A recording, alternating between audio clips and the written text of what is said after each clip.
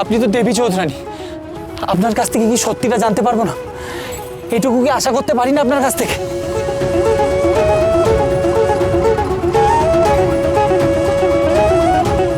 যদি সত্যি সত্যি এমন হয় যে আপনার প্রফুল্লর আমি সন্ধান দিতে পারলাম, তাহলে কি করবেন?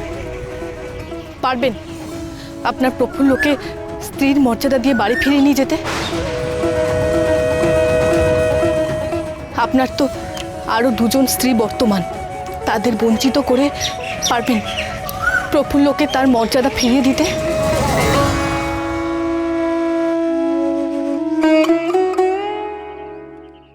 কি হলো বলুন। তাকে ফিরিয়ে না নিতে পারি, কিন্তু কিন্তু তার সঙ্গে তো যেতে পারি। আপনার ঘরে বাবা মা আছেন, দুজন স্ত্রী আছে, আর তার থেকেও বড় কথা আপনার একটি মেয়ে আছে। তাদের সকলকে উপেক্ষা করে, তাদের প্রতি কর্তব্য পালন না করে স্বার্থপরের মতো চলে যাবেন প্রফুল্লর সাথে? বিবেকে বাঁধবে না? আমি জানি আপনি সেটা পারবেন না, আর সেটা উচিত নয়। আমি তো বুঝতে পারছি না আমার কি করা উচিত। আমার সব কেন জানি না গোলমাল হয়ে যায়। একদিকে পরিবার পরিজন, আর একদিকে প্রফুল্ল। আমি যে কাউকেই ভুলতে পারবো না। আমি বড় অপরাধী প্রফুল্লর কাছে। আমি স্বামী হিসাবে স্ত্রীকে রক্ষাও করতে পারিনি।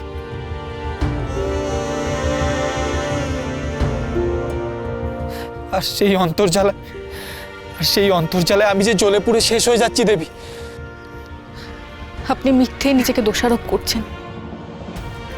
এমনও তো হতে পারে সে যদি বেঁচেও থাকে, আপনাকে সে বেশি মনে করে, আপনাকে সে দোষী মনে করে না।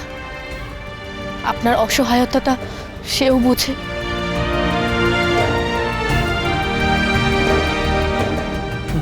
জানি না সে কি ভাবে আমার সম্পর্কে।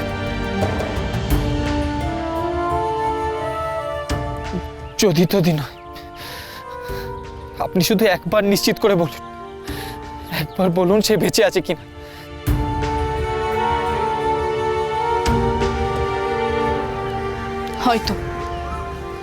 হয়তো সে বেঁচে আছে।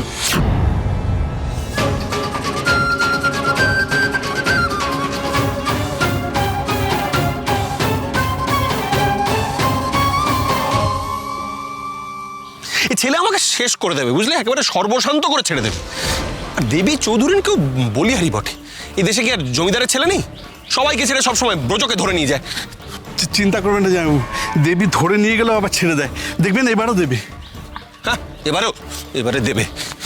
তুমি থামো তো। আচ্ছা, তোমার মাথায় কি ষাঁড়ের গোবর ছাড়া কিচ্ছু পড়া নেই? একবারও ভেবে দেখেছো ওই কোম্পানির সৈন্যর সামনে ডাকাত দল সমেত যদি ব্রজ ধরা পড়ে তখন কি হবে? ওরা কি ফুল চন্দন দিয়ে পুজো করবে? আমি নিশ্চিত যে কোম্পানির সৈন্যরা দেবী চৌধুরানীর ডেরা আক্রমণ করবে। এত সহজে ওরা ছেড়ে দেবে না। ওরা হলো রাজার জাত, বুঝলে, হাঁটতে জানে না। এখন সন্ধ্যের মধ্যে তোমার এই গুণধর ভাগ্নেকে আমি যদি খুঁজে না পাই, তাহলে আমার সর্বনাশ হবে। ও নিজেও ফাঁসবে আর আমাকেও ফাঁসিতে চলাবে। এরমভাবে বলবেন না জামাইবাবু, আমার ভাগ্নে বড় অসহায়। ওর মুখটা তো দেখেননি, দেখলে আপনার বড্ড মায়া হবে। বড় বৌমাকে হারিয়ে বেচারা কেমন পাগল পাগল হয়ে গেছে। বেচারার মনে যে কত ব্যথা। তুমি থামো তা। মনে যে কত ব্যথা। তোমার ভাগ্নের ব্যথা সামলাতে গিয়ে আমার যে কত জায়গায় ব্যথা হয়ে গেল, আর কোম্পানিও আমাকে একদম মোক্ষম জায়গায় ব্যথা দিয়ে যাচ্ছে। এই তো এই মাত্র আমি পরোয়ানার টাকাটা দিয়ে কোনো রকমে অবস্থাটা সামাল দিয়ে এলাম। এখন এইসব শোনার পর কোম্পানি যদি আবার পরোয়ানা জারি করে, তখন আমি সামলাবো কি করে? ঘর বাড়ি বেচে কি আমি টাকা জোগাড় করবো নাকি? তোমার এই ভাগ্নের খামখেয়ালিপনার জন্যে আমার জমিদারিও যাবে, আমাকে হাজত বাস করতে হবে। কোনো কমের নয় তুমি চক্রবর্তী, হকম্মার ঢেঁকি একেবারে। বললাম কোথায় বাতাসিকে নিয়ে এসো বাগান বাড়িতে একটু ফুর্তি করি, তো তোমার জন্য ফুর্তি তো আমার মাথায় উঠলো। হ্যাঁ, মার খেয়ে মরলুম তোমার জন্য। ওরে বাবা, কি মার মেরেছে গো, মাজা ভেঙে দিয়েছে। আমি কি করবো বলুন তো, মানে আমাকে দুষছেন কেন আপনি বলুন? ডাকাতদের তো যাওয়ার কথা ছিল বাতাসির ওখানে, তো সেখানে না গিয়ে ওরা যে আপনার বাগান বাড়িতে উঠবে সেটা আমি কেমন করে জানবো বলুন তো?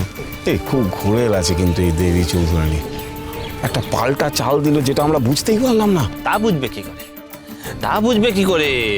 মাসের শেষে হাত পেতে মাসোয়ারা নিতে তো হলো না। যত সব অকম্মার ঠেকি। কথা হরবল্লভ,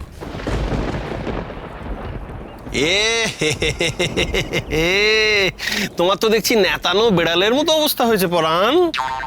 তোমাকে মেরে একদম পাট করে দিয়েছে। ছি ছি ছি ছি ছি ছি ছি, ডাকাত দলকেও বলিহারি, এমন তেল চুকচুকে চেহারা দেখেও তাদের একটুও মায়া দেওয়া হলো না। মারবি মার, তা বলে এমন ভাবে কেউ মারে? উফ, না গো পরাণ, ডাকাতগুলো বড় নিষ্ঠুর হে পরাণ। তা তো বটেই।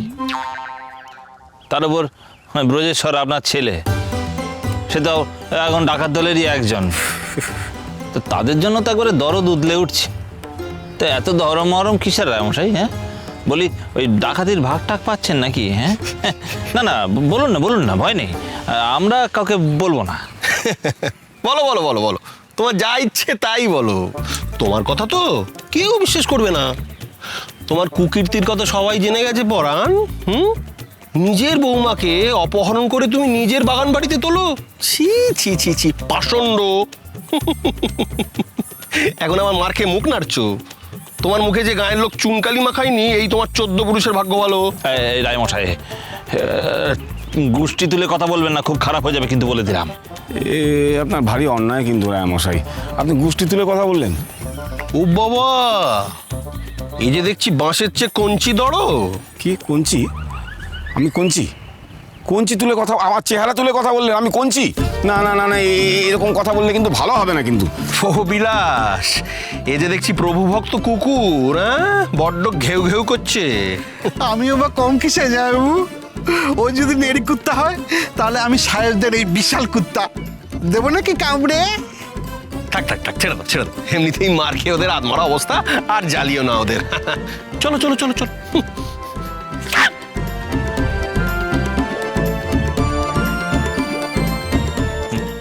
কঞ্চি? চলো, খুব হয়েছে। তবে সে যদি বেঁচে থাকে, আমি প্রার্থনা করি সে যেন নিজেই মর্যাদা নিয়ে ফিরে আসে আপনার কাছে। কবে সেদিন আসবে? আমি যার ধৈর্য ধরে রাখতে পারছি না, তাই তো ছুটে আসি বারবার। আপনি ছুটে এলেও তার দেখা পাবেন না। মিথ্যে ছুটে নিজের বিপদ ডেকে আনছেন। বাড়ি ফিরে যান। আমি আপনাকে একবার দেখতে চাই দেবী চৌধুরানীকে। আপনি দয়া করে আমার হাত পায়ের বাঁধনটা খুলে দিন, একটিবার খুলে দিন। না, সেটা সম্ভব নয়। অন্যায় জেদ করবেন না।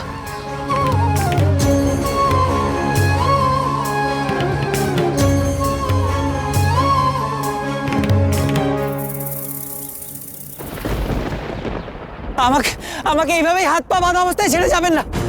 আমি কি হাত পা বাঁধা অবস্থায় পড়ে থাকবো? শুনুন, যাবেন না। আপনার পাশে একটা ছুরি রাখা আছে, সেটা দিয়ে বাঁধন কেটে আপনি ফিরে যান।